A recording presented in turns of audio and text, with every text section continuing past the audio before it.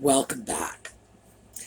Well, today has just been another scorching hot day. So, here I am in my sort of hot weather clothes and my headband. And we do not have a project today, even though it's supposed to be Project Sunday. The humidity level is just too high for this right now.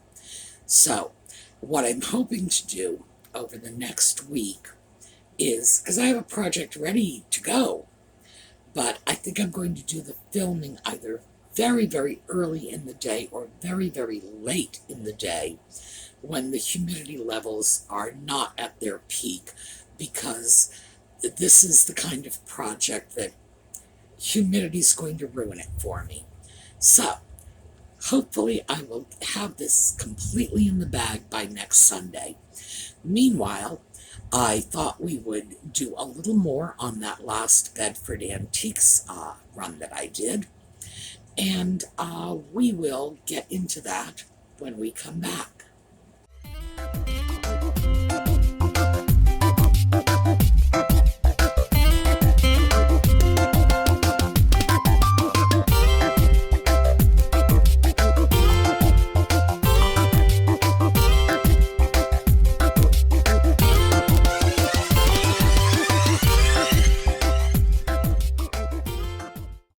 Before we get started, I want to show you this.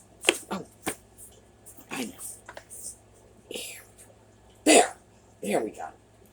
This is a little box, see, the lid, with stuff inside, and let me show you what the stuff is. A little personal journal, and note cards. The note cards have Jane Austen quotes on them because, as you can see, this is the Jane Austen box. So, this first one is, there is nothing I would not do for those who are really my friends. That was Isabella Thorpe to Catherine Morland, Northanger Abbey. I went through these and I was like, ooh, let me see if I can just do this off the top of my head. It's scary because I can.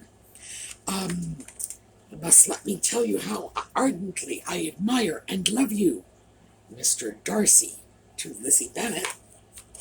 And the note cards come with envelopes and these wonderful little stickers with Austen's silhouette.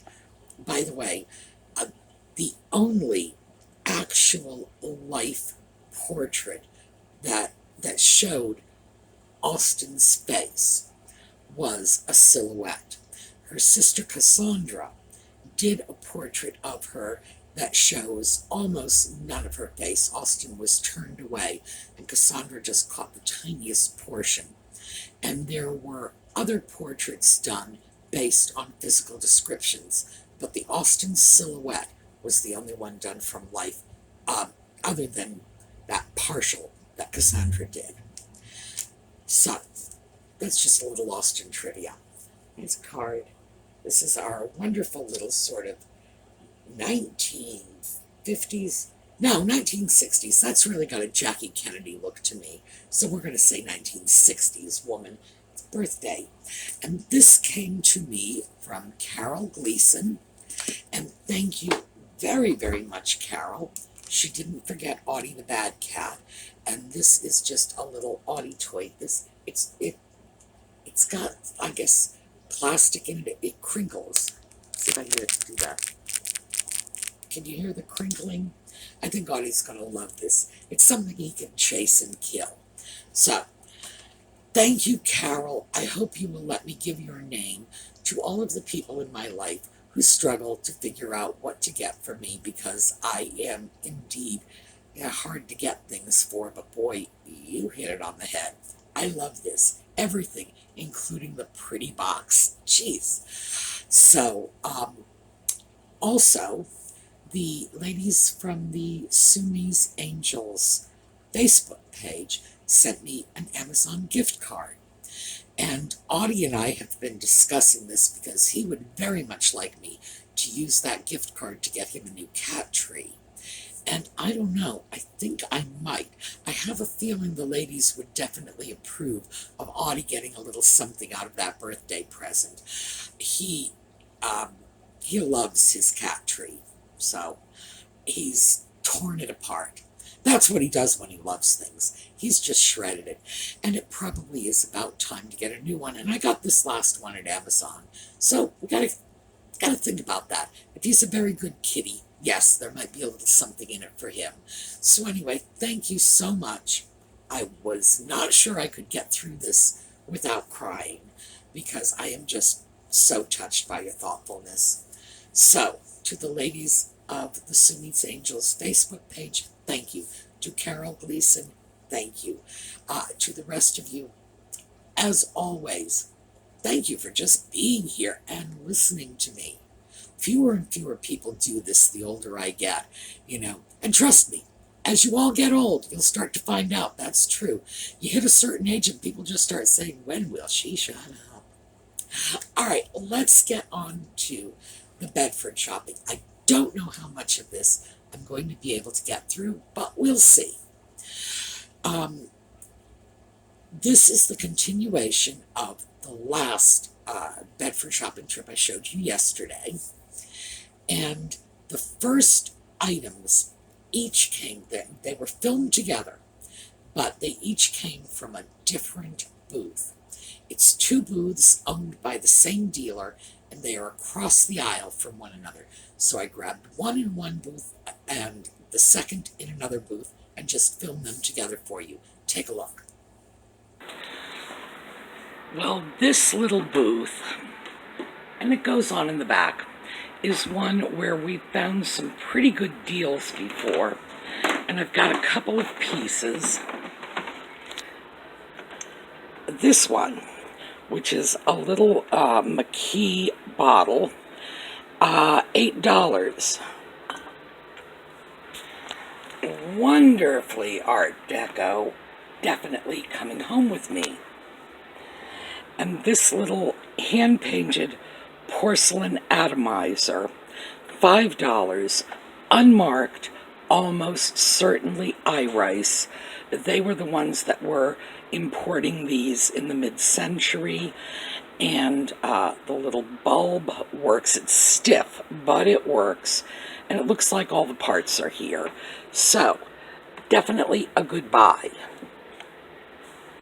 Now, that little carafe is called a hottle, H-O-T-T-L-E, bottle with an H. And it was from the Mckee Glass Company. Mckee is well known for jadeite, and hopefully I'll be able to get the other Mckee piece I bought on this trip into this video. So at least we have some continuity. Anyway, those pieces were used in homes, in restaurants, and they were a single serving of hot coffee or water for tea, but it was a hot beverage. And the reason they have such an unusual shape is, in addition to being able to sit flat on a counter, it has a flat bottom, there's a little space where you can drop it into a little metal stand that would have a little candle warmer underneath it. Just very elaborate for a single serving. But I grabbed that, and I'll be honest with you, I grabbed that mostly because it matched my stove. And I said, oh, okay, isn't this cute? I have seen the Mckee pieces in black and that particular shade of green before, but very, very rarely. So for $8, I was glad to be able to scoop that up. And we will be doing some project work on that one, because the lid originally would have had cork around it, and that cork is gone. We're going to take a look at how to replace that. But the piece, ordinarily these pieces go for approximately what I paid for it, $8. Sometimes they will go higher if they are rare or unusual, but this one, well, it matches my stove for one thing, and also it gives us a little project to work on for another. So it was worth the $8 to me. The little perfume bottle is probably an iRice piece. iRice was an importer. They were out of New York, and they imported from Japan and Europe too. So their specialty was these little decorative hand-painted porcelain perfume bottles, and atomizers mostly, because they usually had the little squeezy bulb. They were insanely popular in the mid-century, and they were very inexpensive. It was sort of, the gift every kid could buy for Mother's Day, just out of their, their pocket change or the money from their allowance. They were everywhere. Very hard to find these days, especially with all of the parts. And you'll very often find them, and the atomizer bulb is missing or something else is missing. But if you can find them with all the parts, very, very collectible. iRice marked their products either with a stamp on the bottom, which would say iRice, or with a sticker. And I'm pretty sure this piece is iRice, even though it's not marked, mostly because iRice was just about the only company doing this particular kind of import work in the mid-century. They had cornered the market, basically. So you see a little porcelain hand-painted perfume bottle. It's a fair guess to say this is probably iRice, mostly because no one else was handling them. But at $5, that was a very good deal, because these pieces, as I say, especially when they have all the parts, go for a lot more.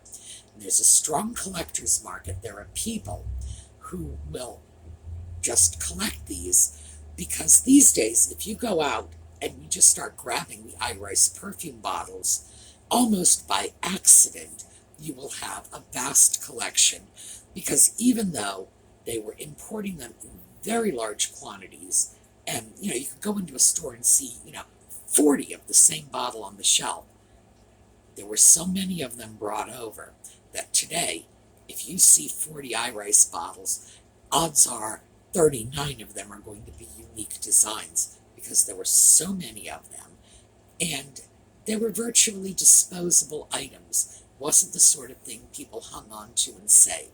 So there's a great collector's market for it, and I recently picked up another bottle like this, so very glad to have that, $5 being a good price. Next up, another American country pair of salt shakers. Well, I came across a couple of sets of salt and pepper shakers that are coming home with me. These are large, as you can see, and old, as you can tell from the cork. They are wonderful sort of American country pieces, perfect size for stovetop shakers, and that's usually what these larger shakers were used for. They would keep them in the kitchen, on the counter, on the stovetop, and use them to season while they cooked. So, over my price budget, but as I've mentioned in the past, I am making a special effort to accommodate my American country buyers, because I'd like to be able to offer them more. So, a couple dollars over, oh well. This set, $3. These are Parrot salt and pepper shakers. That's where the little cork end goes in, and I'm not at all sure where the salt and pepper comes out, but we have some sort of little cork here. For $3, whatever they are, Parrots sell, so they are coming home with me. Well, this piece, this set, is either Shawnee or Puritan. They there was a lot of similarity in the style, but they both worked in that general style. If I had to guess, I would say Puritan over Shawnee, and I will look them up. But they've got some age to them, you can tell from the corks. Nice, solid American country designs. The red and blue and, just that usual American country sort of style and color. The thing I like about these, and the reason I was willing to go over my $10 budget, is that they were large. Well, they are large. A handful of shaker. And pieces like these were usually designed to sit on the stove top and be used while you were cooking the meal, seasoning the food while it's still in the pot. And that was a thing in the mid-century. People had a relationship with salt and pepper shakers we just don't have today. You would have salt and pepper shakers that sat on your stovetop. You would have salt and pepper shakers that sat on your kitchen table. You would have the set you would use for the dining table. You would have the little mini set you would use for the breakfast tray. You would have probably another little mini set that you would use for the TV tray, because remember, watching television while you were eating was like a big thing then. It's considered rather rude today, but boy, in the 50s, they were just in love with that little squawk box, and they could barely tear themselves away. But the average home would probably have half a dozen sets of salt shakers. Whereas today, if you go into somebody's house, you find one set and that's it. Occasionally you will find some, if they have formal dining service, you'll find like the special set off in the china closet that goes with the formal dining service. But we just don't have salt and pepper shakers all over the place like they used to. I'm not sure what is responsible for that. It could just be the fact that becoming more aware of the dangers of high blood pressure and the relationship between sodium intake and elevated blood pressure, maybe we just don't use salt as much as they did. But I honestly think it was something different about the way they socialized at meal times, something that was just more uniquely 50s than we have today. I don't know. I suppose the family gathering around the dinner table is starting to become a thing of the past. Who knows? But yeah, there were specific salt and pepper shakers for specific purposes. And that set is probably a stovetop set. So, glad to go over my price limit for that, because the larger salt and pepper shakers, those stovetop shakers, always sell. They always sell well. And as I've mentioned, I'm trying to do a little more to meet the needs of the American country collectors anyway, so I'm cool with it. Next, I'm sorry, I almost skipped over the birds. The little plastic parrots. Not at all sure what those things are. I think they may be children's toys. They were marked salt and pepper shakers, but I don't believe they are. They don't have little holes in their head for pouring out the salt and pepper. And those, I'm not sure if it's even supposed to be a cork in those. Regardless, for $3, I can afford to take a chance on them, bring them home, research, find out what they are, and then once I've properly identified them, I can sell them. But again, birds sell. But that I thought was interesting, that they're certainly not what they purported to be.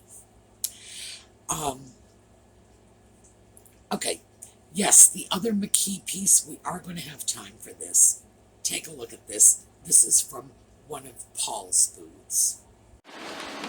Well, I barely got off the stairs to the second floor before I ran into this beautiful old Jadeite spouted mixing bowl. It's relatively small. $9.50. A good piece, good deal. These are very collectible. Well, Mckee was a glassware company, as I mentioned, and Jadeite was one of their more popular products. So Mckee Jadeite, it has its own collector's market. People that not only collect Jadeite, but specifically collect Mckee Jadeite. I know, weird, huh? So that bowl was at a very good price. That was $9.50, and I've priced that same bowl out, and usually they start at about $30. So once again, Paul really came through for me. The bowl is about 7.5 inches. I haven't actually poured anything into it yet, but I would assume it holds about a quart. And the spout tells you that it was designed as a mixing bowl. I'm not sure if I'm going to sell that or keep that. I have started a little bit of a Jadeite collection. A little bit, not too much. I'm not getting too far into it. But it does have uranium content. It glows under blacklight. And that's one of those things that if it glows under blacklight, I will not use it for food preparation. The extent that I will do is I have a little uranium glass Jadeite measuring cup, and occasionally I'll just go over to the sink, pour a cup of water, and dump it out. I feel comfortable with that because the water is only in the cup for a few seconds. If the water stays in the cup for more than a minute, I actually pour it out and start again, because I don't trust uranium glass. I really do not. In my opinion, pieces that have a uranium glass content should not be used for consumables. Food, drink. If it's going to go, makeup, that's another one. Never lose sight of the fact that you wouldn't want to mix makeup or store face lotion or hand lotion in something that's made of uranium glass either. If you want to throw potpourri in it, fantastic. But when it comes to products that are, like I said, consumables, no, I'm not comfortable with this. And I am surprisingly comfortable with an awful lot of other things. For example, the Asian porcelain, you'll see it says not for food use. Please, if there's no serious amount of iron oxide paint in it, I'm not going to worry about it, because there's no significant danger. There is a danger to the pieces with uranium. Now, I will grant you, the people who got sick from using the pieces with uranium, in particular, the people who painted the fluorescent numbers on glow-in-the-dark alarm clocks, they often got very, very ill. Now, they had excessive exposure for a prolonged period of time, so I'm not trying to be, scary or anything like that. It's just, please don't take any unnecessary risks. If you want to do it, I'm sure you'll be fine. I really am. But for myself, no, I won't do it, and I would not recommend to anyone that they use the uranium glass pieces for food storage, food preparation, anything like that. So, I don't know what I'm going to do with that. It may go into my own collection. If it does, it's not going to be used as it was intended for food prep. It'll hold potpourri or something, or nothing, but would I be comfortable pouring a bowl of cereal into that bowl and eating it? No, I would not. So, Anyway, that was kind of a scary way to end the video, and I don't mean for this to be scary. As I say, people ask me about Asian porcelain, in old China. Is it safe? Are the paints safe? Yes, they are. They really are. For the most part and for limited use. So is uranium glass. But some uranium glass pieces have as much as a 24% uranium content. And unless you have a Geiger counter, you don't know which is which. So the only thing I would say about that is there's a difference between a paint, a glaze that's been fired onto porcelain, and even things like lead crystal glassware. Again, there's a difference between this and something that glows in the dark. So just be mindful. All right, I think we are pretty good to go on this. I still have a few more pieces that I will be showing you next week. Meantime, you all have a terrific day. We're going to take a look at a little slideshow on our way out. I will see you all next Thursday for Just Chattin', which is our entertainment videos, and then we'll be right back to thrifting next Saturday. Have a great week.